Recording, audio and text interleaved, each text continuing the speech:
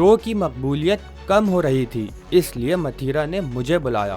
ان کے ساتھ کوئی غلط حرکت نہیں کی۔ ہراسمنٹ کا الزام بے بنیاد ہے۔ چاہت فتح علی خان کا کہنا ہے کہ پاکستانی ماڈل اور میزبان متھیرا نے اپنے شو میں مدعو کرنے کے لیے بار بار درخواست کی کیونکہ شو کی مقبولیت کم ہو رہی تھی۔